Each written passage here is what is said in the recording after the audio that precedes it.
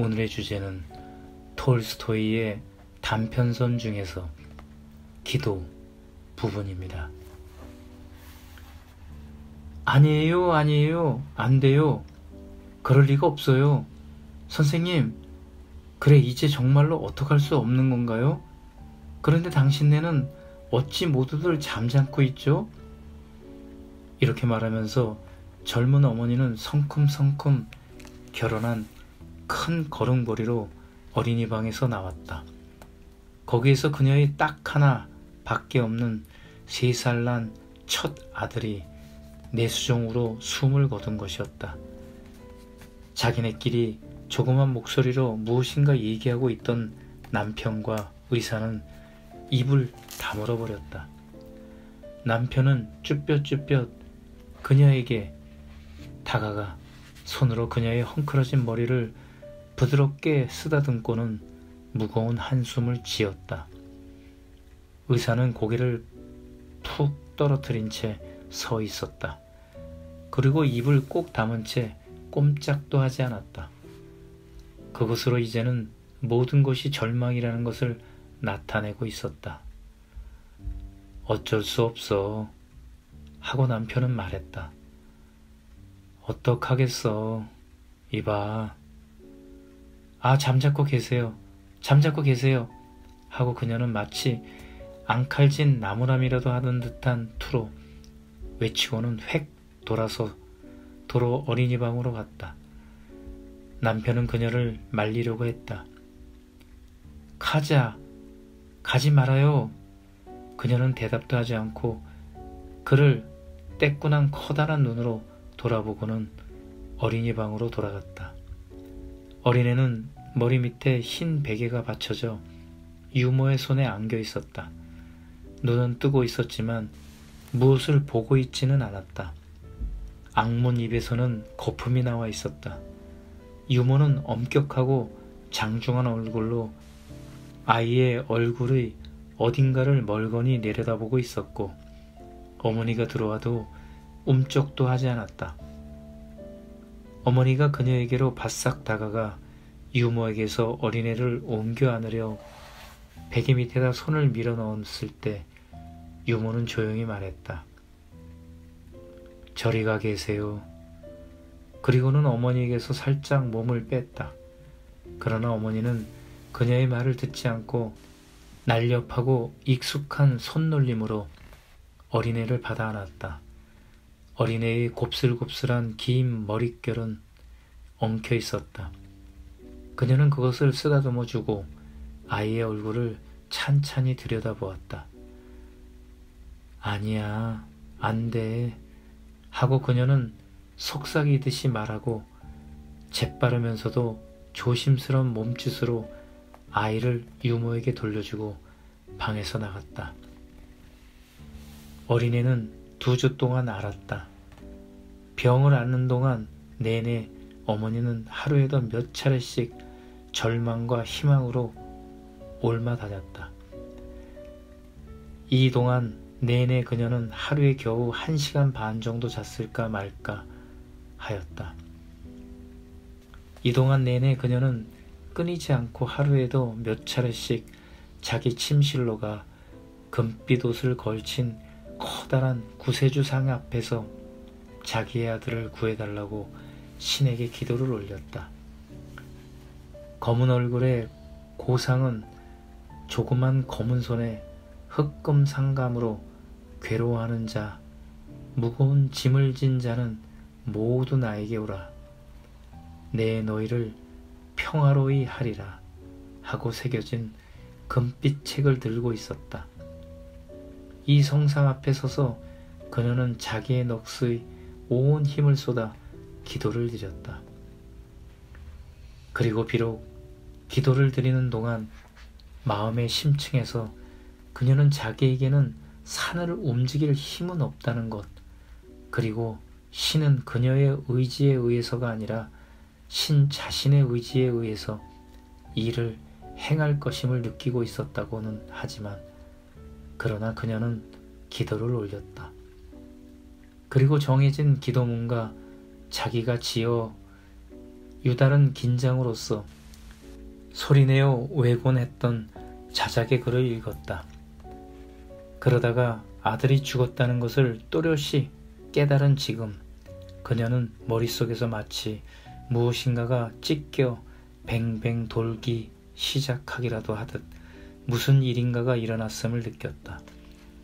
그리하여 그녀는 자신의 침실로 오면서 마치 거기가 어딘지 알아보지 못하기라도 하듯 놀란 눈으로 자기의 가진 세간들을 돌아보았다. 그리고 나서 침대에 누워 베개 대신 개켜진 남편의 잠옷 위에다 머리를 박았다. 그리고 의식을 잃고 말았다.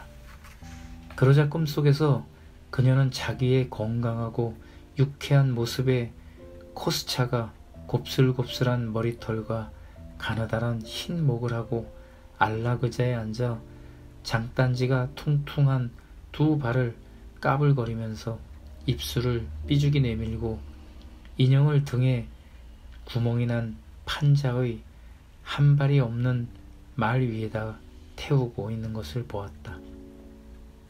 그 애가 살아있으면 참 좋아 하고 그녀는 생각했다. 그 애가 죽다니 정말 잔인한 일이다. 어째서 죽었을까? 어째서 내가 그렇게 기도를 드렸는데도 신은 그 애를 죽게 할 수 있담? 신이 어찌 그런 짓을 다 할 수 있을까? 그래, 그 애가 누군가를 못살게 굴기라도 했다는 것일까? 그래, 신은 그 애 속에 내 온 생명이 있고 나는 그 애가 없이는 살아갈 수 없다는 것을 모르고 있는 것일까?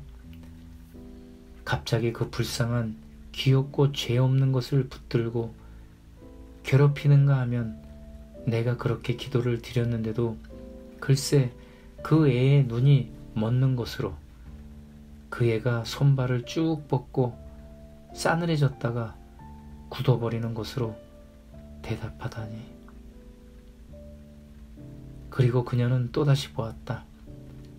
그 애가 걸어가고 있는 것이 아닌가? 그처럼 조그만 애가 그처럼 높은 솟을 대문 안으로 언젠가 어딘가로 갈 때 하듯이 조막손을 흔들면서 걸어 들어가고 있는 것이 아닌가. 그리고 두리번 거리기라도 하고 살포시 웃기도 하는 것이 아닌가. 아이고 아가, 글쎄 신은 저런 애를 괴롭힌 데다 죽이고 싶어 했으니 말이야.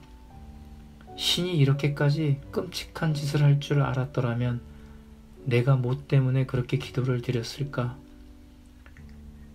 그러자 갑자기 애 보는 계집애인 마트루슈가 무엇인가 아주 기묘한 말을 하기 시작했다. 어머니는 그것이 마트로시아가라는 것은 알고 있었지만 동시에 그녀가 마트로시아로도 보이고 천사로도 보였다. 그런데 만일 그녀가 천사라면 어찌 그녀에겐 등에 날개가 없을까? 하고 어머니는 생각했다.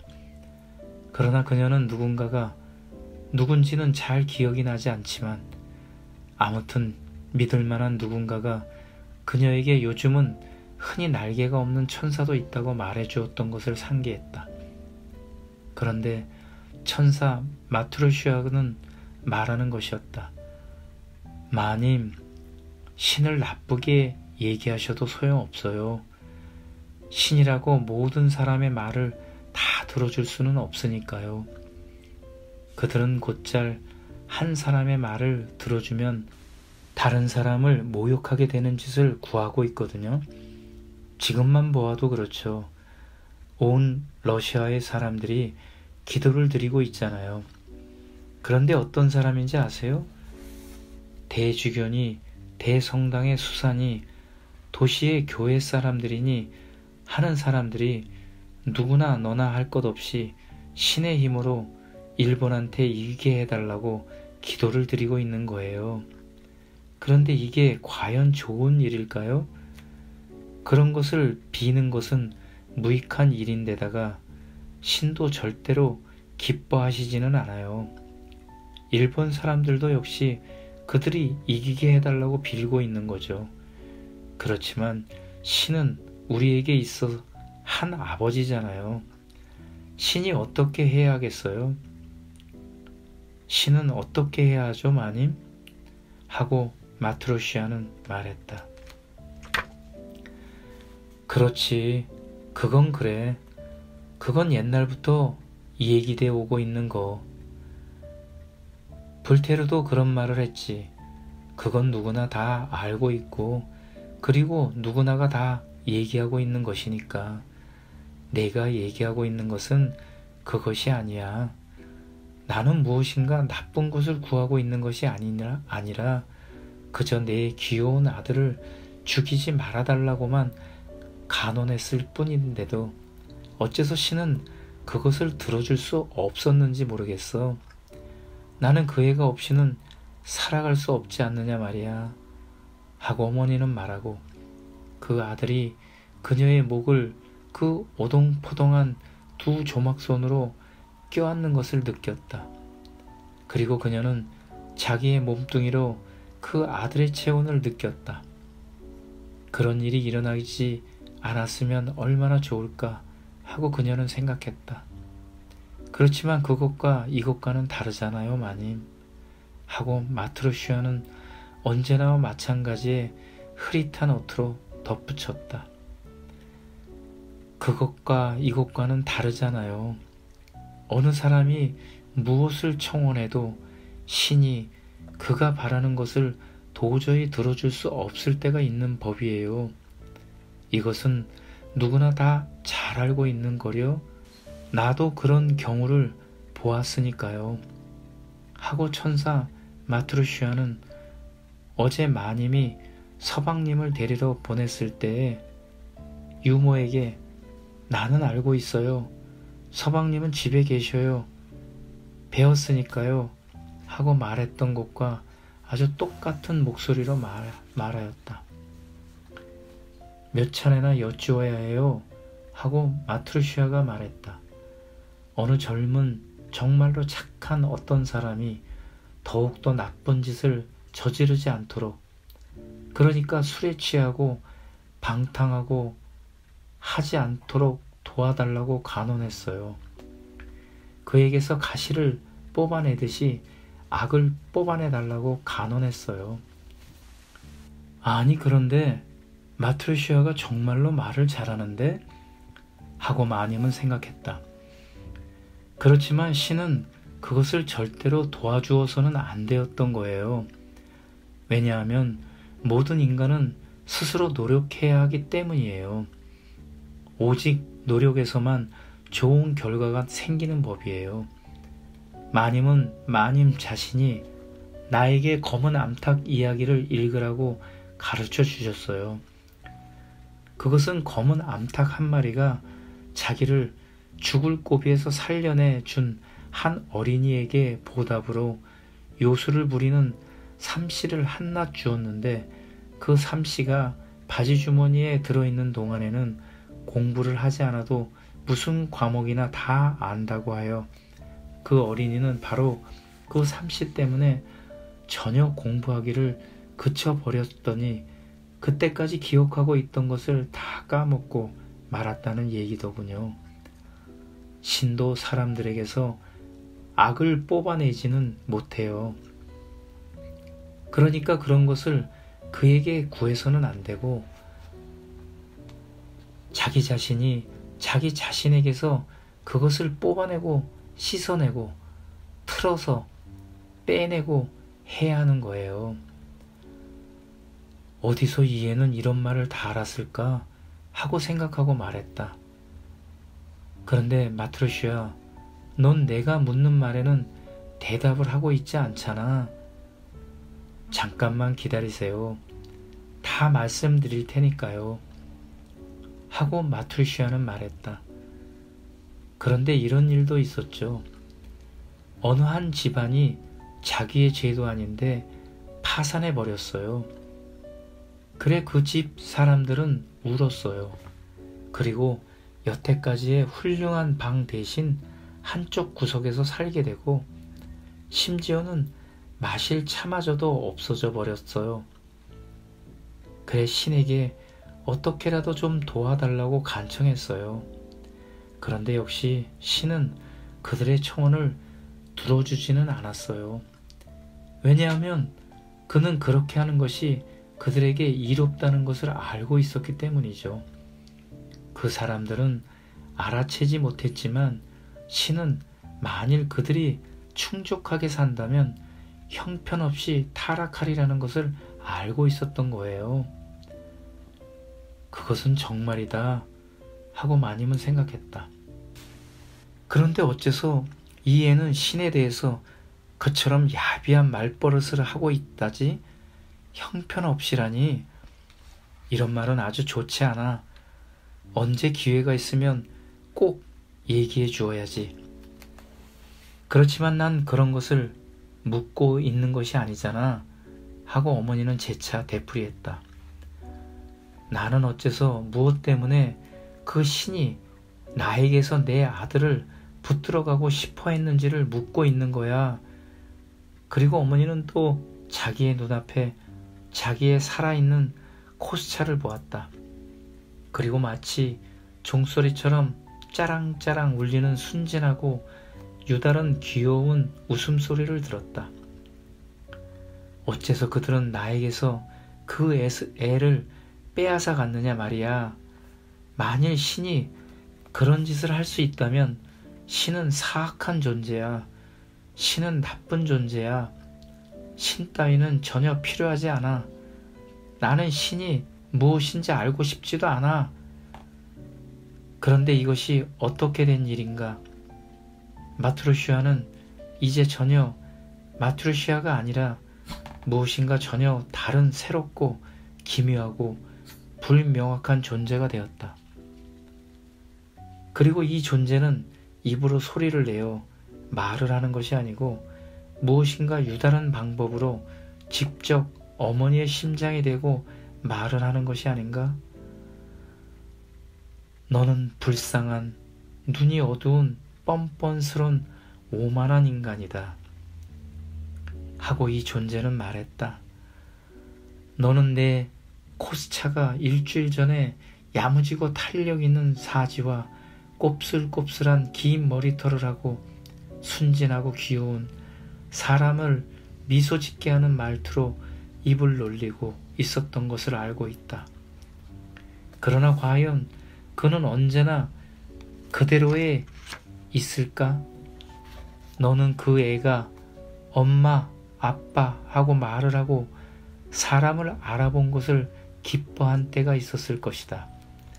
그 이전에 너는 그 애가 두 발로 서서 아장거리면서 귀엽게 탁자 쪽으로 뛰어가는 것을 보고 기뻐 어쩔 줄 몰랐을 때, 혹은 그 애가 짐승처럼 마루방 안을 온통 기어 돌아다니는 것을 너희들 모두가 기뻐했을 때, 혹은 그 이전에 그 애가 정수리가 팔딱거리는 머리털이 없는 머리를 가눌 줄 안 것을 보고 기뻐했을 때, 혹은 그 이전에 젖꼭지를 붙잡고 이가 없는 잇몸으로 그것을 누르는 것을 보고 기뻐 어쩔 줄 몰랐을 때가 있었을 것이다.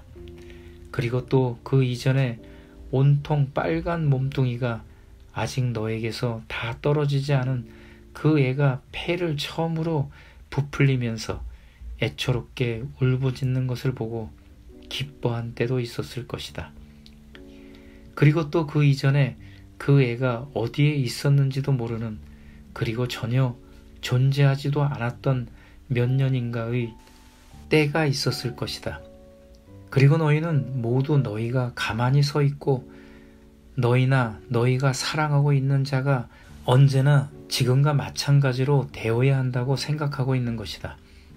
그러나 너희는 한시도 가만히 서 있지 않고 모두들 강물처럼 흐르고 있고 마치 아래로 굴러 떨어지는 돌처럼 조만간 너희들을 모두 기다리고 있는 죽음을 향해서 날고 있지 않은가?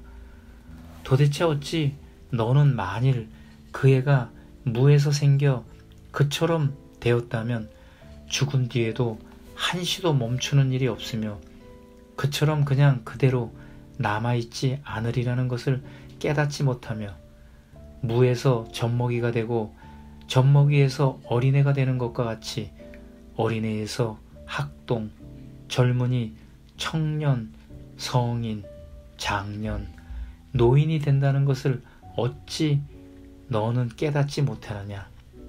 너는 그 애가 만일 살아남았다면 무엇이 될는지 모르지 않느냐. 그러나 나는 알고 있다. 그러자 어머니는 휴양하게 전깃불이 밝혀진 레스토랑의 한 별실에서 저녁이 끝난 식탁 앞에 뚱뚱하고 주름살이 잡힌 콧수염을 위로 꼬아 올려 욕지기를 치밀게 하는 젊게 단장한 한 늙은이를 보았다. 그는 부드러운 소파 속에 푹 파고 앉아 취기가 있는 눈으로 개걸스럽게 굵은 흰목을 드러내놓고 있는 짙은 화장의 음탕한 한 여자를 돌아보고 있었다. 그리고 혀 꼬부라진 소리로 몇 차례인가 외설스런 농담을 되풀이하면서 소리를 지르고 있었다. 그와 똑같은 다른 패거리에 추겨대는 듯한 껄껄거리는 웃음소리가 일어나자 분명히 만족한 듯한 표정을 지어 보이고 있었다. 그렇지 않아. 이건 그 애가 아니다. 이건 우리 코스차가 아니다.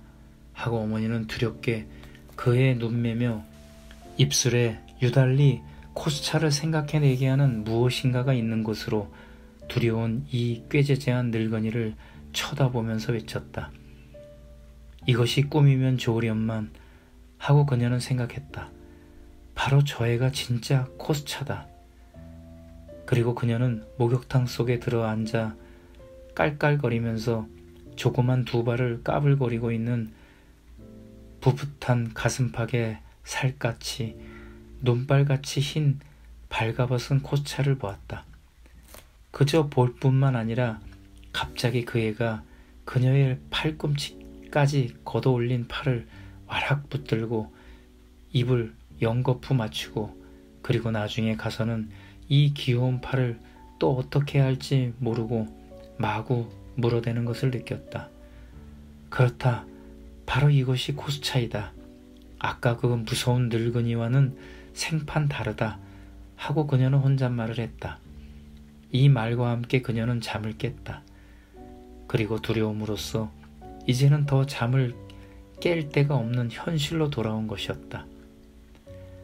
그녀는 어린이 방으로 갔다.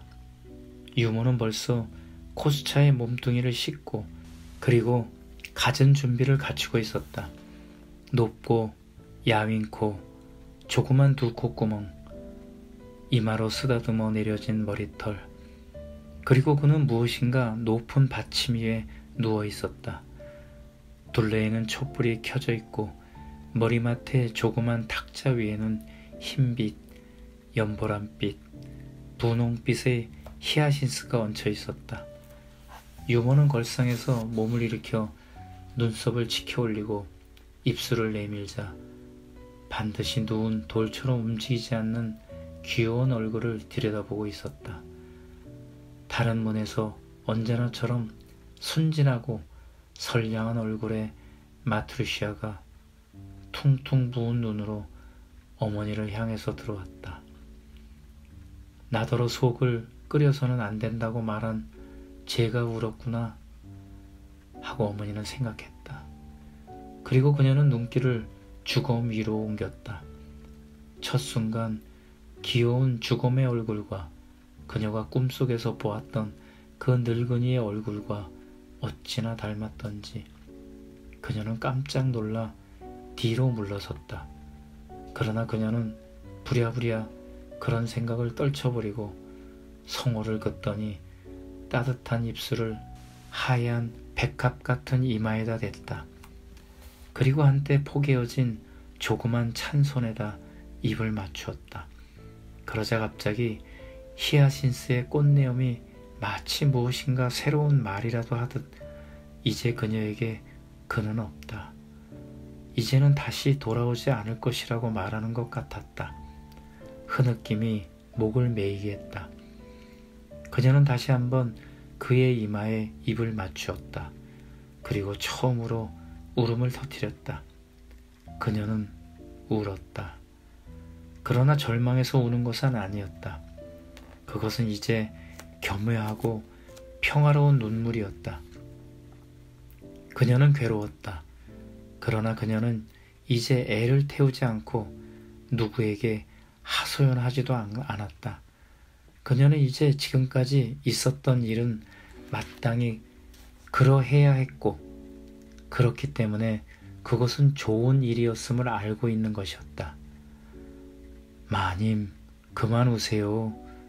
하고 유모는 말하고 어린 주검에게로 다가가 개어진 손수건으로 코스차의 흰 백갑 같은 이마 위에 남아있던 어머니 눈물을 닦았다. 눈물을 흘리시면 죽은 도련님이 괴로워하게 돼요. 도련님은 이제 됐어요. 죄 없는 천사가 되었으니까요. 그런데 살아있었다면 어떤 사람이 되었을지 모르잖아요. 그래. 그렇지만 하도 슬퍼서 말이야. 하도 슬퍼서. 하고 어머니는 말했다. 감사합니다. 사랑합니다. 축복합니다. 사랑은 늘 나와 함께합니다. 함께하여 더 행복합니다.